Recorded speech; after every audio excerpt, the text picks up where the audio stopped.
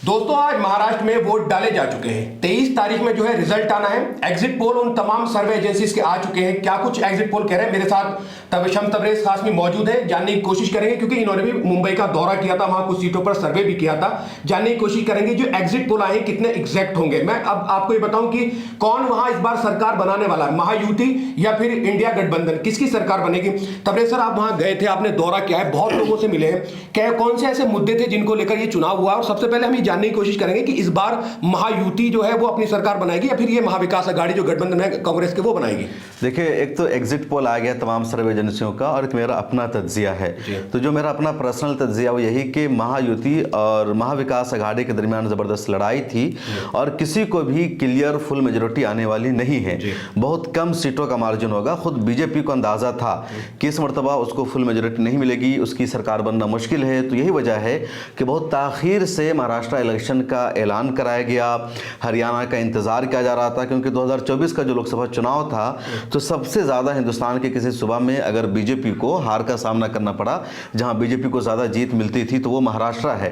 तो पहले से अंदाजा था और अभी चुनाव के दौरान भी मैंने यही महसूस किया कि बीजेपी की सरकार बनने के चांसेस कम है। महायुति पर लोग भरोसा नहीं कर रहे। खासतौर पर बीजेपी ने शिवसेना को जब तकसीम किया, शिंदे को अपने साथ मिलाया और उद्धव ठाकरे को अलग कर दिया, उनकी पार्टी उनसे छीन ली, शरद पवार को अलग किया, तो वहाँ की जनता में इस बात की नाराज़गी थी, गुस्सा था।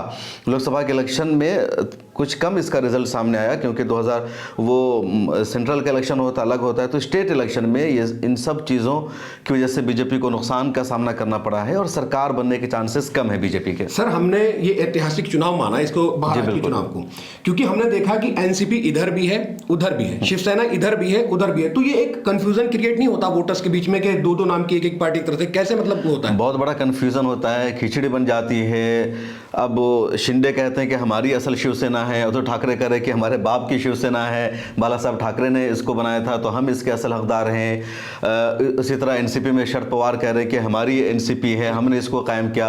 अजीत पवार कह रहे हैं कि हमने इसको सींचा संवारा है, हम संगठन चला रहे थे, तो पार्टी का जो वर्कर है हमारे साथ है। तो एनसीपी में तो कम विवाद था क्योंकि एनसीपी आपस में एक दूसरे के खिलाफ कम बोल रही थी। तो जो नेशनलिस्ट कांग्रेस पार्टी एनसीपी, दोनों के दरमियान आपस में इत्तेहाद था, अलायंस था और दोनों मतलब अजीत पवार शरद पवार के खिलाफ नहीं बोल रहे हैं, शरद पवार अरिजीत के पवार के खिलाफ नहीं बोल रहे हैं। ये भी महाराष्ट्र में था कि एनसीपी सबसे बड़ी पार्टी है, मतलब 60 सीटों के आसपास चुनाव लड़ रहे थे अजीत पवार महायुति से और 86 सीटों पर शरद पवार चुनाव लड़ रहे थे इंडिया अलायंस से। और कहा जा रहा था कि अगर दोनों को ठीक ठाक सीटें मिली तो अजीत पवार शरद पवार के साथ आ सकते हैं और चीफ मिनिस्टर का ये दावा करेंगे कि एनसीपी का चीफ मिनिस्टर होगा, या शरद पवार अजीत पवार के साथ महायुति में जा सकते हैं और उधर ये चीफ मिनिस्टर की दावेदारी करेंगे क्योंकि सबसे बड़ी पार्टी हो जाएगी। दूसरी तरफ क्योंकि दोनों एक परिवार के हैं, अजीत पवार और शरद पवार चचा भतीजा, लेकिन जो एकनाथ शिंदे हैं तो उनका कोई खानदानी ताल्लुक नहीं उद्धव ठाकरे से, बिल्कुल अलग है। तो उद्धव ठाकरे की तरफ से बहुत ज़्यादा हमला हो रहा था शिंदे पर, शिंदे की तरफ से बहुत ज़्यादा हमला हो रहा था उद्धव ठाकरे पर। उधर उद्धव ठाकरे की तरफ से कहा जाता था कि आप बाला साहब ठाकरे की फोटो नहीं लगा सकते हैं, उनकी तस्वीर इस्तेमाल नहीं कर सकते हैं। तो वो दोनों बिल्कुल सच में अलग है, लेकिन एनसीपी के हवाले से कहा जा रहा था कि दोनों आपस में मिले हुए हैं। तो शिवसेना को लेकर के लोगों में बहुत ज़्यादा विवाद था और बीजेपी का जो असल मकसद था शिंदे को अलग करने का, शिवसेना को बांटने का, मुझे लगता है कि अब उसका फायदा उतना नजर नहीं आ रहा है और ये नेशनल मीडिया का भी तज्जिया आया है। सर, हमने देखा है कि मंच से बहुत सारी बातें की गई, एक दूसरे पे कटाक्ष किया गया, उद्धव ठाकरे पे भी कटाक्ष किया, मोदी जी ने कटाक्ष किया कि भाई संतान को लेकर कुछ कह दिया। उधर यहाँ से उत्तर प्रदेश के मुख्यमंत्री जाते हैं, वो एक डायलॉग बोल देते हैं कि बटेंगे तो कटेंगे, काफी फेमस हुआ। इसका इस चुनाव में कितना असर होने वाला है? कुछ भी असर नहीं होने वाला है। बीजेपी ने बाद में इसको नॉर्मल किया, उसके बाद देखेंगे कि बीजेपी ने ज्यादा कम्युनल नारों की बुनियाद पर कोई चुनावी जुमला उन लोगों ने नहीं कहा। बीजेपी हर चुनाव में पाकिस्तान को लेकर के आती है, लेकिन इस मर्तबा पाकिस्तान के हवाले से भी अमित शाह ने या बीजेपी ने कोई इस तरह का बयान नहीं दिया। खुद अजीत पवार जिनकी उनके अलायंस में है, उन्होंने सीधे सीधे कहा कि महाराष्ट्र है, यहाँ कम्युनल एजेंडा नहीं चलेगा। खुद बीजेपी के जो दूसरे लीडर्स हैं उन्होंने कटेंगे क्या बोलते हैं कि बटेंगे तो कटेंगे को रिजेक्ट किया और कहा कि महाराष्ट्र है, यहाँ इस तरह का नारा नहीं चलेगा। तो जो बीजेपी के सीनियर लीडर्स हैं महाराष्ट्र में, उन्होंने इसको रिजेक्ट किया। अजीत पवार ने रिजेक्ट किया और कहा यह महाराष्ट्र है, यहाँ फिरका परस्ती का एजेंडा नहीं चलेगा, कम्युनल एजेंडा नहीं चलेगा।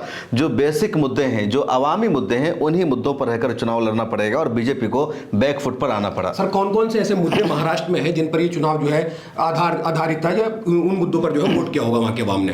देखिए, महाराष्ट्र में तो सबसे बड़ा मुद्दा है एंटी इनकम्बेंसी का, क्योंकि 2014 से 19 तक बीजेपी की सरकार थी और 19 में जब महाविकास अघाड़ी ने अपनी सरकार बनाई, उद्धव ठाकरे चीफ मिनिस्टर बने, तो अमित शाह ने या बीजेपी ने उस सरकार को गिरा दिया जबरदस्ती, मतलब पार्टी को तकसीम करके। जब उद्धव ठाकरे इसके साथ नहीं आ रहे थे, शिवसेना को उन्होंने तकसीम कर दिया। एक मरतबा फिर जब शिवसेना के नेता उधर जा रहे थे, बीजेपी के लोग उधर जा रहे थे, तो उन्होंने शरद पवार की पार्टी एनसीपी को 2 हिस्सों में तकसीम किया और जबरदस्ती सरकार बनाई। तो महाराष्ट्र की जनता महसूस कर रही थी कि जो पिछले 2.5 सालों से सरकार थी, वहां उन पर जबरदस्ती थोपी गई सरकार थी। उन्होंने मैंडेट किसी और को दिया था, वोट किसी और को दे दिया था और सरकार किसी और की बन गई। तो उनको महसूस हो रहा था कि जबरदस्ती की बनाई गई सरकार है, जिसको हमने, और जमहूरियत में क्या होता है कि आवाम जिसको वोट करती है उसी की सरकार चाहती है, जिसको चीफ मिनिस्टर बनाना चाहती है उसकी सरकार चाहती है, और यहां जबरदस्ती की थोपी गई सरकार थी। तो सबसे बड़ा मसला यही था एंटी इनकम्बेंसी का या बीजेपी के खिलाफ गुस्से का कि हमने जिसको वोट किया, हम जिसकी सरकार चाह रहे थे उसकी सरकार नहीं बनी है, तो इस मर्तबा अपने वोट से उसका फैसला करना है। दूसरा बड़ा मुद्दा क्या था? किसानों का। महाराष्ट्र में खेती बहुत ज़्यादा होती है, अलग अलग तरह की खेती होती है और किसानों को कर्ज नहीं दिया गया, किसानों को राइट नहीं दिया गया। महाराष्ट्र उन सूबों में शामिल है जहां बहुत ज़्यादा किसानों ने क्या बोलते हैं कि खुदकुशी की, सुसाइड किया। इसके अलावा मराठा के रिजर्वेशन का मामला भी बड़ा था। जो मराठा लीडर है जरांगे, उन्होंने लगातार मूवमेंट चलाया, मराठा को उन्होंने अलग करने के बाद की, उन्होंने रिजर्वेशन की मांग की। और महाराष्ट्र की सियासत मराठाओं की सियासत है, मराठा का गलबा है, दबदबा है, तो मराठों का जो मुद्दा था वो भी एक बड़ा फैक्टर रहा। उसके अलावा जो बेरोजगारी है, जो महंगाई है, ये सब भी मुद्दे थे। और ख़ासतौर पर बीजेपी ने जो गुंडागर्दी की या बजरंग दल को इन लोगों ने जो छोड़ दी, लॉ एंड ऑर्डर को इन लोगों ने फॉलो नहीं किया, तो ये सब भी बड़ा मुद्दा रहा और इसी वजह से बीजेपी को उस तरह का सपोर्ट नहीं मिला जिस तरह मिलना चाहिए था। आपने गुंडागर्दी की बात की है, महायुति में बीजेपी आती है, उधर अजीत पवार आते हैं। अजीत पवार भी मुसलमानों को टिकट देते हैं, तो उन मुसलमानों के लिए मुसलमानों का वोट पाना कितना आसान रहेगा इस चुनाव में? मुश्किल होता है। देखिए, अजीत पवार ने 5 मुसलमानों को टिकट दिया, दूसरे अलायंस, इवन शरद पवार ने सिर्फ 2 को टिकट दिया 86 सीटों में से, लेकिन अजीत पवार ने 5 को टिकट दिया। और अजीत पवार की जो छवि है एक सेकुलर नेता की रही है, उन्होंने मुसलमानों के लिए बहुत सारा काम भी किया, अभी भी बहुत सारे वादे किए। अभी रिजल्ट मतलब चुनाव का ऐलान होने से पहले भी महाराष्ट्र का जो मदरसा बोर्ड है उसके टीचर्स की तनख्वाह बढ़ाई गई थी। लेकिन जब अलायंस उधर हो जाता है तो लोग अलायंस को देख करके कम वोट करते हैं, लेकिन इंडिविजुअल कुछ अच्छे कैंडिडेट होते हैं तो उनकी जीत के चांसेस हो जाते हैं। जैसे मैंने देखा कि बांद्रा ईस्ट से जिशान सिद्दीकी खड़े थे, कांग्रेस ने उनको टिकट नहीं दिया तो वो अजीत पवार की एनसीपी से चुनाव लड़ रहे थे और उनको मुसलमानों का सपोर्ट था, उनकी हिमायत में लोग खड़े थे। इसी तरह मैंने मुमरा में देखा कि नजीमुल्लाह को जब शरद पवार ने अपनी पार्टी से टिकट नहीं दिया तो अजीत पवार ने अपनी पार्टी से उनको टिकट दिया और वहाँ के मुसलमान हिंदू सब उनके साथ खड़े थे, उनके कामों से खुश थे, उनको हिमायत मिल रही थी। तो कई मरतबा एक जो इंडिविजुअल कैंडिडेट होता है लोग उसको सपोर्ट करते हैं। थोड़ा सा एक मिजाज भी बन रहा है, जो मुस्लिम रहनुमा है वो भी कह रहे हैं कि अगर कोई सेकुलर पार्टी है और दूसरे अलायंस में भी है तो उसको सपोर्ट करो। जिस तरह बिहार में नीतीश कुमार है, तो नीतीश कुमार बीजेपी के साथ है, एनडीए में है और पुराना रिश्ता है, कुछ दिनों के लिए वो इधर आए थे, तो मुसलमान नीतीश कुमार के साथ जाते हैं, उनको वोट करते हैं, मुस्लिम रहनुमा अपने प्रोग्राम में उनको बुलाते हैं। अभी मौलाना अरशद मदनी 24 नवंबर को जमीयत उलमा हिंद के कॉन्फ्रेंस में उनको बुला रहे हैं। जी सर, मुस्लिम, मैंने देखा कि मुस्लिम नेता जो है इस बार बहुत उलेमा से मिले हैं, चाहे वो मौलाना अरशद मदनी हो, मौलाना सज्जाद नोमानी हो या फिर मुफ्ती सलमान अजहरी। इसका इस चुनाव में क्या असर पड़ने वाला है और उनकी मुलाकातें अक्सर क्यों हो रही थी उनसे? देखिए, एक्चुअली क्या है कि ये माना जाता है कि उलमाओं का अवाम पर अच्छा खासा असर और रसूख है, उलमा अवाम की बात को मानती है। ख़ासकर कुछ उलमा किराम ऐसे हैं जो अवाम के दरमियान बेहद मकबूल हैं और जब लोगों को अपनी सीट खतरे में नज़र आ रही थी, उनके लिए मुश्किल हो रहा था क्या करे नहीं करे, वोट मिलेगा नहीं मिलेगा, तो उन लोगों ने उलमा किराम से जाकर के मुलाकात की, उनकी दुआएँ ली। कुछ उलमा ने तो खुल करके समर्थन का ऐलान किया, हिमायत की, ताकि अवाम इस बहाने उनके साथ जुड़े। ख़ासतौर पर कुछ लोगों से जो जनता है बहुत नाराज़ थी, उन्होंने काम नहीं किया था, तो उन्होंने भी जाकर के उलमा से मुलाकात की। अब जैसे बहुत महाराष्ट्र में सबसे ज़्यादा चर्चा रहा मौलाना खलीलुर रहमान सज्जाद नोमानी का, लगातार जो नेता हैं उनसे मुलाकात कर रहे थे। मेरे पास बहुत सारे जो वहाँ के कैंडिडेट थे मुख्तलिफ पार्टियों के, उनके फ़ोन आ रहे थे, कहा मौलाना से मेरी मुलाकात करवा दीजिए, मीटिंग करवा दीजिए, हिमायत का ऐलान करवा दीजिए। उसके बाद मौलाना ने खुल करके बाज़ाब्ता खुद 288 सीटों की लिस्ट जारी की और कहाँ से किसको जितना चाहिए उसकी मौलाना ने हिमायत की। उससे पहले भी बहुत सारे लोग मिल करके आ रहे थे, अपनी तस्वीरें मौलाना के साथ वायरल कर रहे थे। इसके अलावा जो वहाँ मुफ्ती सलमान अजहरी साहब हैं, वो भी पिछले दिनों में महाराष्ट्र में बहुत ज़्यादा मशहूर हुए, तो उनसे भी बहुत सारे लोगों ने मुलाकात की। अभी देखा होगा आपने कि वो आसिम आज़मी जैसे सीनियर लीडर ने उनसे मुलाकात की। मौलाना अरशद मदनी साहब इतने बड़े लीडर हैं, उनसे कई लोगों ने मुलाकात की। नजीब मुल्ला की उनके साथ तस्वीर वायरल हुई, मौलाना सज्जाद नुमानी के साथ उनकी तस्वीर आई। इसी तरह ये जो फहद हैं, उन्होंने मौलाना सज्जाद नुमानी से मुलाकात की। सना मलिक के मुकाबले में चुनाव लड़ रहे थे और उनकी बीवी ने मुलाकात की, ट्रोल भी उनको किया गया। ज़ीशान सिद्दीकी ने जाकर के मुलाकात की थी और ऐसे लोगों की लंबी फहरिस्त थी। मौलाना सज्जाद नुमानी साहब के हवाले से तो मुझे पता चला कि उन्होंने बहुत सारे लोगों को रोका, मिलने से इनकार किया, लगातार लोग उनसे मिलना चाह रहे थे। तो ये इस बात को भी दर्शाता है कि उलमाए कराम का आज भी आवाम पर असर है, अवाम के दरमियान उसकी मकबूलियत है और वो जिसको वोट करने के लिए कहेंगे जनता उसको वोट करेगी। तो इसलिए लोग मिलना चाह रहे थे। तो एक पॉजिटिव दिखाता है कि एक तरफ जो उलमा को नज़रअंदाज करने की कोशिश की गई, या बीजेपी ने जो एक प्लान बनाया कि मिल्ली लीडर्स का, मुसलमानों के रहनुमाओं का अवाम पर अब कोई असर नहीं रह गया है, अवाम उनकी बात नहीं मानती है, अवाम खुद फैसला करती है, तो ऐसा नहीं है, बल्कि अवाम पर उलमा का आज भी असर है। मस्जिद व महराब का आज भी अपना एक मकाम व मर्तबा है। तो इसी वजह से लोग मिलना चाह रहे थे। तो इस बात का वाज़ेह ऐलान है कि उलमाए कराम को, मिली लीडर्स को नज़रअंदाज नहीं किया जा सकता है। गोवंडी एक जगह है, वहाँ बहुत हॉट सीट है, अबू आसमी साहब है, नवाब मलिक है, कौन किस पे भारी लगता है वहाँ पर? देखिए, अबू आसिम आज़मी पुराने लीडर हैं और वो समाजवादी पार्टी के महाराष्ट्र में सदर हैं और पुराने लीडर हैं, वो जहाँ से खड़े हुए जीतते रहे हैं। दूसरी तरफ नवाब मलिक भी पुराने लीडर हैं, दोनों आपस में दोस्त भी हैं और दुश्मन भी कह लीजिए। उसके अलावा ऑल इंडिया मजलिस इत्तेहादुल मुस्लिमीन ने वहाँ एक उम्मीदवार को खड़ा कर दिया, अकील नाम इशाद उनका, उन्होंने भी MIM का जो माफ़ कीजिएगा इसका अबू आसिम आज़मी को एक तरह से टेंशन दिया। फिर वहाँ से एक वसीम जावेद हैं जो कांग्रेस के पुराने लीडर हैं, जावेद खान, तो उनके बेटे हैं, तो वो चुनाव लड़ रहे थे। कांग्रेस का जो पूरा कैडर है उधर चला गया है, कांग्रेस ने उनके खिलाफ एक्शन भी नहीं लिया। तो अबू आसिम आज़मी की गोवंडी सेफ सीट मानी जाती थी, लेकिन इस मरतबा नवाब मलिक मुकाबले में आ गए तो उनके लिए मुश्किल पैदा हो गई। MIM ने भी अपना उम्मीदवार उतार दिया, उधर कांग्रेस के टिकट पर तो नहीं थे लेकिन कांग्रेस के वो नेता थे, तो इस वजह से वहाँ लड़ाई मुश्किल हो गई है। और यही वजह है कि अबू आसिम आज़मी को इस मरतबा जितना मुश्किलों का सामना करना पड़ा, दूसरे चुनाव में नहीं करना पड़ा। इसी मुश्किल की वजह से उन्होंने मौलाना सलमान अजहरी से जाकर के मुलाकात की बाज़ाब्ता, और ऐसा लग रहा है कि वो खुद इंटरव्यू कर रहे हैं, उसकी वीडियो उन्होंने जारी की और साफ पता चल रहा है कि वो मुश्किल में है।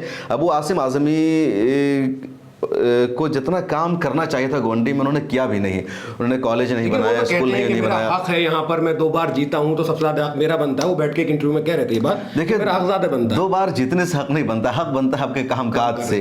तो उनके पास अल्लाह ने जितना पैसा दिया है, दौलत से नवाजा है, उनको कॉलेज बनाना चाहिए था, स्कूल बनाना चाहिए था।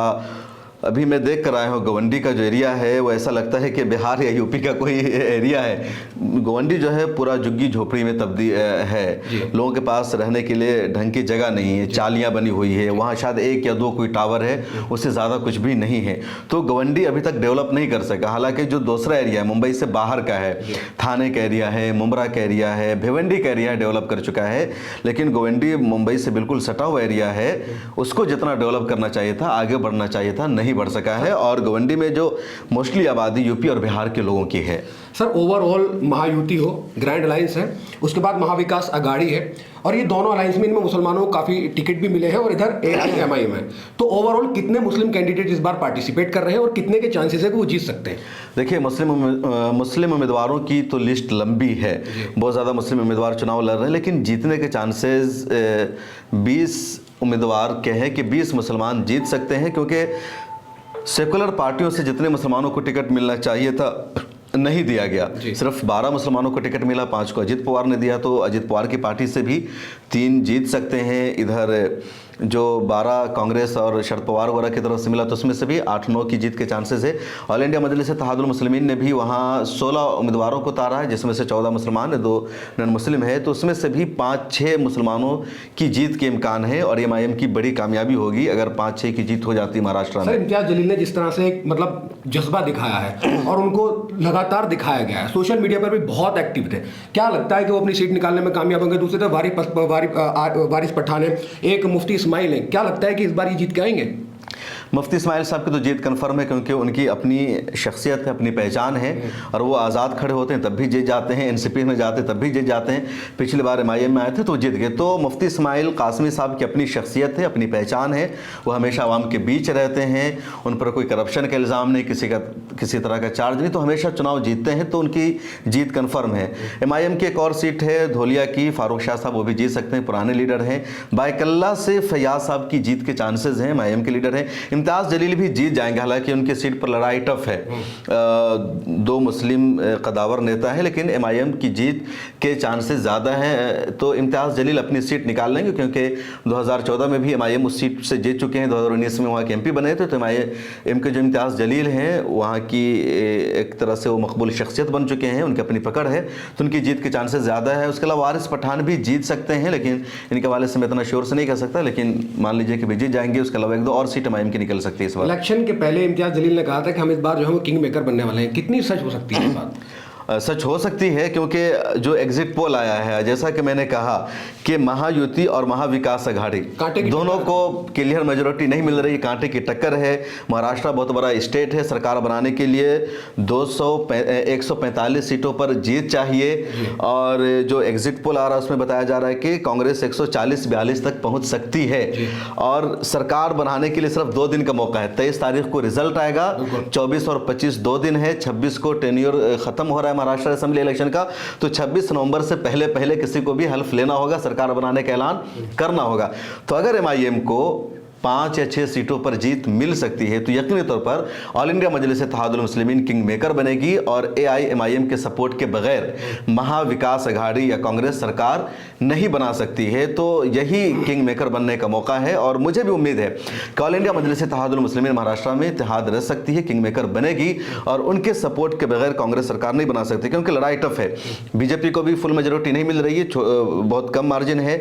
तो कांग्रेस को अगर 4-5 सीटें कम मिलती है, और बीजेपी को भी 4-5 सीटें कम होगी, तो MIM किंग मेकर हो गया। MIM जिसके साथ जाएगी उसकी सरकार बनेगी।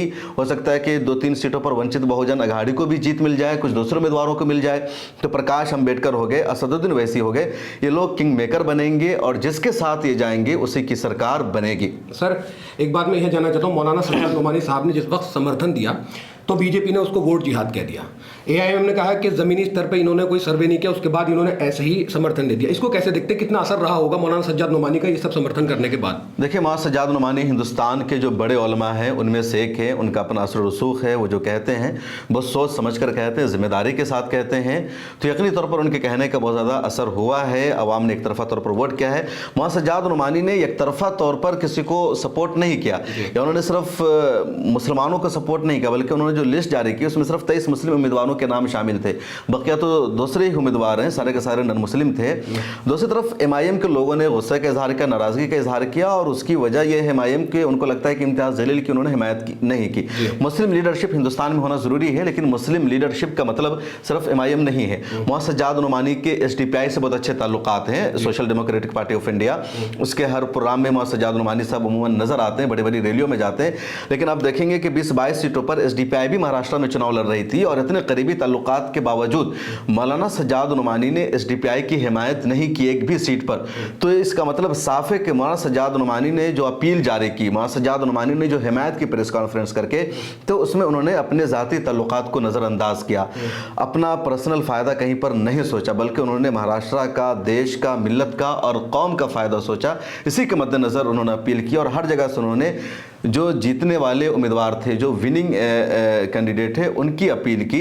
MIM अकेले एक इनकलाब बर्पा नहीं कर सकती है दूसरी पार्टी, बल्कि हिंदुस्तान में मुस्लिम लीडरशिप उस वक्त उभरेगी जब MIM, SDPI, UDF, मुस्लिम लीग और इस तरह की जो दूसरी पार्टियाँ, पीस पार्टी है, इन सब का आपस में अलायंस हो, कुछ दलितों की पार्टियों के से अलायंस हो, और जब सब मिल करके चुनावी मैदान में उतरेंगे तो एक बड़ा इनकलाब पैदा होगा। वैसे सब मुसलमानों की आवाज़ है, MIM मुसलमानों की आवाज़ है, लेकिन इसी के साथ साथ आपस में सलाह मशवरा करना भी ज़रूरी है, उनकी बातें मानना भी ज़रूरी है। तो अगर सलाह मशवरा से काम लिया जाए तो यकीनन मुस्लिम लीडरशिप आगे बढ़ेगी। तो मौलाना सज्जाद नोमानी साहब की अपील का एक अलग नज़रिया है, और MIM की सियासत का एक अलग अंदाज़ है।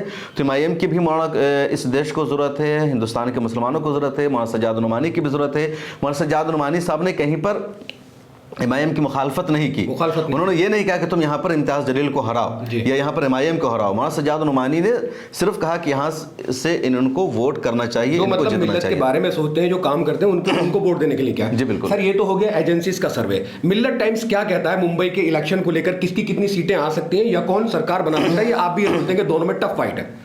देखिए, मेरा तो ज़ाती नज़रिया यही है, या जो मिल्लत टाइम्स का सर्वे हो सकता है 2024 का जो लोकसभा इलेक्शन था उसमें मिल्लत टाइम्स का जो सर्वे बिल्कुल परफेक्ट साबित हुआ था। तो इस मरतबा भी न तो बीजेपी को मेजोरिटी आने वाली है, ना महाविकास अघाड़ी को मेजोरिटी आने वाली है। ऑल इंडिया मजलिस इत्तेहादुल मुस्लिमीन और जो दूसरे आज़ाद उम्मीदवार हैं, कुछ जो दूसरी पार्टियां हैं, वही किंग मेकर साबित होगी और 20-22 सीटें इन लोगों को मिलने वाली है अदर्स को। तो ये लोग जिसके साथ जाएंगे उसी की सरकार बनेगी। जी, मतलब है जो है वो टफ कंपटीशन है, किसी को मेजोरिटी नहीं मिल पा रही है। तो मुंबई में सर गए थे, वहाँ का दौरा किया था और पूरी जो हालात हाजरा है, जो कुछ वहाँ हुआ है, वो सर ने बताया। मैं आप तमाम लोगों को बता दूं, 23 तारीख में जब रिजल्ट आएगा तो मिल्लत टाइम्स आपको तब भी ये बताएगा कि किसने कैसे सरकार बनाई और कौन किंग मेकर बनेगा इस चुनाव में। ये 23 तारीख में आप तमाम लोगों को मिल जाएगा। इस वीडियो में सिर्फ इतना ही, हमें दीजिए इजाजत, फिर मुलाकात होगी। अल्लाह हाफिज। मिल्लत टाइम्स को जारी रखने और मजबूत बनाने के लिए हमारी आर्थिक सहायता कीजिए। ये एक आजाद मीडिया हाउस और कमजोरों की आवाज है। आप हमें देखें, सुने, पढ़ें और हर महीने ज्यादा नहीं, सिर्फ 100 रुपए से मदद करें। डिटेल्स डिस्क्रिप्शन में मौजूद हैं।